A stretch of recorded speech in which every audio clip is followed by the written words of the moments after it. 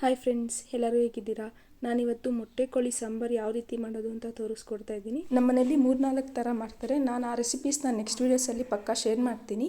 ಈಗ ಸಿಂಪಲ್ಲಾಗಿ ಯಾವ ರೀತಿ ಮಾಡೋದು ಅಂತ ತೋರಿಸ್ಕೊಡ್ತಾ ಇದ್ದೀನಿ. ಬನ್ನಿ ವಿಡಿಯೋ ಸ್ಟಾರ್ಟ್ ಮಾಡೋಣ. ವೆಲ್ಕಮ್ ಎಲ್ಲರಿಗೂ ನಮ್ಮ ಚಾನಲ್. ನಮ್ಮ ವಿಡಿಯೋಸ್ ಇಷ್ಟ ಆದರೆ ಪ್ಲೀಸ್ ನಮ್ಮ ಚಾನಲ್ನ ಸಬ್ಸ್ಕ್ರೈಬ್ ಮಾಡ್ಕೊಳ್ಳಿ. ಮತ್ತು ನಿಮಗೆ ಯಾವ ರೆಸಿಪೀಸ್ ಬೇಕು ಅಂತ ಕೂಡ ಕಮೆಂಟ್ ಮಾಡಿ ತಿಳಿಸಿ. ಗ್ಯಾಸ್ ಮೇಲೆ ಕುಕ್ಕರ್ ಇಟ್ಕೊಂಡು 1 ಸ್ಪೂನ್ ಆಗೋಷ್ಟು ಎಣ್ಣೆ ಹಾಕ್ಕೊಳ್ತಾ ಇದ್ದೀನಿ. ನೀವು ಬೇಕಿದ್ರೆ ಪ್ಯಾನಲ್ಲಿ ಸಹ ಮಾಡ್ಕೊಳ್ಬೋದು. ಫ್ರೈ ಮಾಡೋದಕ್ಕೆ 1 ಈರುಳ್ಳಿ, 5 ಹಸಿಮೆಣಸಿನ್ಕಾಯಿ, 5 ಒಣಮೆಣಸಿನ್ಕಾಯಿ, 1 ಗಡ್ಡೆ ಬೆಳ್ಳುಳ್ಳಿ, ಸ್ವಲ್ಪ ಶುಂಠಿ, ಸ್ವಲ್ಪ ಪುದೀನ ತೊಗೊಂಡಿದ್ದೀನಿ. ಈಗ ಮೊದಲು ಕುಕ್ಕರ್ಗೆ ಈರುಳ್ಳಿ ಹಾಕ್ಕೊಳ್ತಾ ಇದ್ದೀನಿ. ನಾನು 1 kg ಚಿಕನ್ ತೋರಿಸ್ಕೊಡ್ತಾ ಇರೋದು, ಹಾಗಾಗಿ 1 kg ಚಿಕನ್ಗೆ 1 ಈರುಳ್ಳಿ ಆದರೆ ಸಾಕಾಗುತ್ತೆ. ಈರುಳ್ಳಿ ಚೆನ್ನಾಗಿ ಫ್ರೈ ಮಾಡ್ಕೊಳ್ಬೇಕು. ಈರುಳ್ಳಿ ಚೆನ್ನಾಗಿ ಫ್ರೈ ಆಗೋದ್ರಿಂದ ಅಡುಗೆ ಟೇಸ್ಟ್ ಹೆಂಗಿರುತ್ತೆ ಅಂತ ನಿಮಗೆ ಗೊತ್ತಿರುತ್ತೆ. ಈಗ ಶುಂಠಿ, ಬೆಳ್ಳುಳ್ಳಿ, ಹಸಿಮೆಣಸಿನ್ಕಾಯಿ ಮತ್ತು ಒಣಮೆಣಸಿನ್ಕಾಯಿ ಎಲ್ಲ ಸೇರಿಸ್ಕೊಂಡು ಈಗ ಚೆನ್ನಾಗಿ ಫ್ರೈ ಮಾಡ್ಕೊಳ್ಳಿ. ಗ್ಯಾಸ್ ಫ್ಲೇಮ್ ಕಮ್ಮಿ ಇಟ್ಕೊಳ್ಳಿ. ನಾನು ಸ್ವಲ್ಪ ಜಾಸ್ತಿ ಇಟ್ಕೊಂಡ್ಬಿಟ್ಟಿದ್ದೆ, ಹಾಗಾಗಿ ಸೀದೋಗ್ಬಿಟ್ಟಿದೆ. ನೀವು ಚೆನ್ನಾಗಿ ಫ್ರೈ ಮಾಡ್ಕೊಳ್ಳಿ. ಚೆನ್ನಾಗಿ ಫ್ರೈ ಮಾಡ್ಕೊಳೋದ್ರಿಂದ ಟೇಸ್ಟ್ ಡಿಫ್ರೆಂಟಾಗಿ ಬರುತ್ತೆ. ಈಗ ಪುದೀನ ಮತ್ತು ಕೊತ್ತಂಬರಿ ಸೊಪ್ಪನ್ನ ಸೇರಿಸ್ಕೊಳ್ತಾ ಇದ್ದೀನಿ. ನಾನಿಲ್ಲಿ ಪುದೀನ ನೀವು ಕಮ್ಮಿ ಬೇಕಿದ್ದರೂ ಹಾಕ್ಕೊಳ್ಬೋದು. ನನಗೆ ಪುದೀನ ಇಷ್ಟ, ಹಾಗಾಗಿ ನಾನು ಅಷ್ಟು ಸೇರಿಸ್ಕೊಂಡಿದ್ದೀನಿ. ಪುದೀನ ಮತ್ತು ಕೊತ್ತಂಬರಿ ಸೊಪ್ಪನ್ನ ಚೆನ್ನಾಗಿ ಫ್ರೈ ಮಾಡ್ಕೊಳ್ಳಿ. ಅದರಲ್ಲಿರೋ ಹಸಿ ವಾಸನೆ ಎಲ್ಲ ಚೆನ್ನಾಗಿ ಹೋಗಬೇಕು, ಇಲ್ಲಾಂದರೆ ಪುದೀನ ಸ್ಮೆಲ್ ಹಂಗೆ ಇರುತ್ತೆ. ಈಗ ನಾನು 6 ಲವಂಗ, 6 ಕಾಳುಮೆಣಸು, 1 ಏಲಕ್ಕಿನ ಹಾಕ್ಕೊಳ್ತಾ ಇದ್ದೀನಿ. ಇದೆಲ್ಲ ಹಾಕ್ಕೊಂಡು ಸ್ವಲ್ಪ ಫ್ರೈ ಮಾಡ್ಕೊಳ್ಳಿ ಸಾಕು. ಜಾಸ್ತಿ ಫ್ರೈ ಮಾಡೋ ಅವಶ್ಯಕತೆ ಇರೋದಿಲ್ಲ.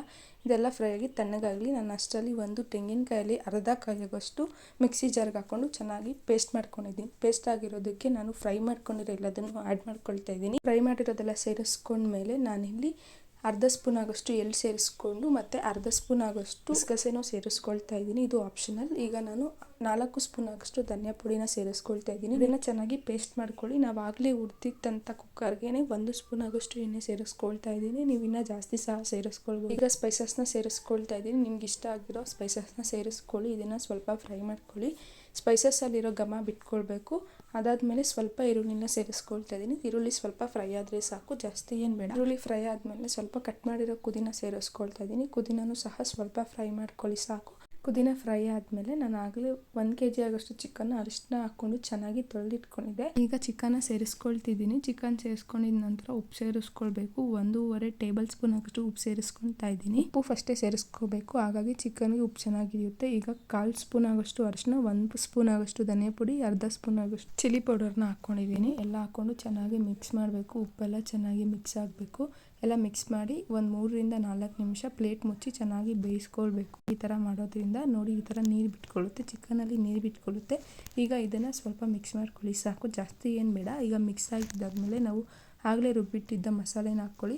ನೋಡಿ ಎಷ್ಟು ಚೆನ್ನಾಗಿ ಮಸಾಲೆ ಕಲರ್ ಬಂದಿದೆ. ಈಗೆಲ್ಲ ಮಸಾಲೆನ ಸೇರಿಸ್ಕೊಂಡು ಚೆನ್ನಾಗಿ ಒಂದ್ಸಲ ಮಿಕ್ಸ್ ಮಾಡ್ಕೊಳ್ಳಿ. ಎಲ್ಲ ಒಂದ್ಸಲ ಮಿಕ್ಸ್ ಮಾಡಿದ್ದಾದಮೇಲೆ ನಿಮಗೆ ಎಷ್ಟು ನೀರು ಬೇಕು ನೋಡ್ಕೊಂಡು ಸೇರಿಸ್ಕೊಳ್ಳಿ. ನಾನೀಗ ಮಿಕ್ಸಿ ಜಾರ್ನ ತೊಳ್ಕೊಂಡು ನೀರು ಸೇರಿಸ್ಕೊಳ್ತಾ ಇದ್ದೀನಿ. ಅಷ್ಟೇ ನಾನು ನೀರು ಸೇರಿಸ್ಕೊಳ್ತಾ ಇರೋದು. ಈ ಹೆಸರುಬೇಳೆ ಕಂಪ್ಲೀಟ್ಲಿ ಆಪ್ಷನಲ್. ನಿಮಗೆ ಬೇಕಿದ್ರೆ ಸೇರಿಸ್ಕೊಳ್ಳಿ. ನಮ್ಮ ಮನೇಲಿ ನಾವು ಸೇರಿಸ್ತೀರಿ, ಹಾಗಾಗಿ ತೋರಿಸ್ತಾ ಇದ್ದೀನಿ. ಹೆಸರುಬೇಳೆ ಹಾಕೋದ್ರಿಂದ ಟೇಸ್ಟ್ ಚೆನ್ನಾಗಿರುತ್ತೆ. ಈಗ ಮತ್ತೊಂದ್ಸಲ ಮಿಕ್ಸ್ ಮಾಡಿ ಕನ್ಸಿಸ್ಟೆನ್ಸಿ ನೋಡಿ. ನನಗೆ ಈ ಕನ್ಸಿಸ್ಟೆನ್ಸಿ ಇದ್ದರೆ ಸಾಕು. ನೀವು ಬೇಕಿದ್ರೆ ಇನ್ನೂ ನೀರು ಸೇರಿಸ್ಕೊಳ್ಬೋದು.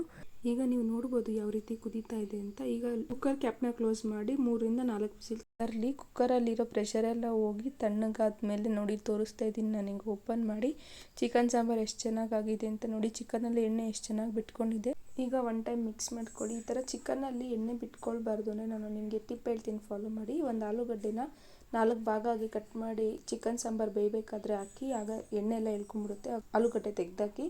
ನಮ್ಮ ಮನೇಲಿ ಮೊಟ್ಟೆ ತಂದಿದ್ರು ಕೋಳಿದು, ಅದನ್ನು ಸೇರಿಸ್ಕೊಂಡು ಸ್ವಲ್ಪ ಕೊತ್ತಂಬರಿ ಸೊಪ್ಪನ್ನು ಸೇರಿಸ್ಕೊಂಡು ಈಗ ಗ್ಯಾಸ್ ಮೇಲೆ ಇಟ್ಕೊಂಡು ಸ್ವಲ್ಪ ಚೆನ್ನಾಗಿ ಕಾಯಿಸ್ಕೊಳ್ತೀನಿ. ಗ್ಯಾಸ್ ಮೇಲೆ ಇಟ್ಟು ಒಂದು 5-10 ನಿಮಿಷ ಚೆನ್ನಾಗಿ ಕುದಿಸ್ಕೊಳ್ಳಿ. ಕುಕ್ಕರ್ ಓಪನ್ ಮಾಡಿದ್ಮೇಲೆ ಈ ಥರ ಕುದಿಸೋದ್ರಿಂದ ಸಾಂಬಾರು ಟೇಸ್ಟ್ ಚೆನ್ನಾಗಿರುತ್ತೆ. ನೋಡಿ ಯಾವ ಥರ ಕುದೀತಾ ಇದೆ ಅಂತ. ಈಗ ಉಪ್ಪು ಖಾರ ಬೇಕಿದ್ರೆ ನೀವು ಆ್ಯಡ್ ಮಾಡ್ಕೊಳ್ಳಿ. ಟೇಸ್ಟ್ ನೋಡಿ ಎಷ್ಟು ಚೆನ್ನಾಗಿ ಚಿಕನ್ ಸಾಂಬಾರು ಬಂದಿದೆ ಅಂತ. ನಮ್ಮ ಮನೇಲಿ ಎಲ್ಲರೂ ಇಷ್ಟಪಟ್ಟು ತಿಂದರು. ನಮ್ಮ ಚಾನಲ್ ನಿಮಗೆ ಇಷ್ಟ ಆಗಿದೆ ಪ್ಲೀಸ್ ಸಬ್ಸ್ಕ್ರೈಬ್ ಮಾಡ್ಕೊಳ್ಳಿ. ಮುಂದೆ ನಿಮಗೆ ಯಾವ ರೀತಿ ರೆಸಿಪೀಸ್ ಬೇಕು ಅಂತ ಕೂಡ ಕಮೆಂಟ್ ಮಾಡಿ.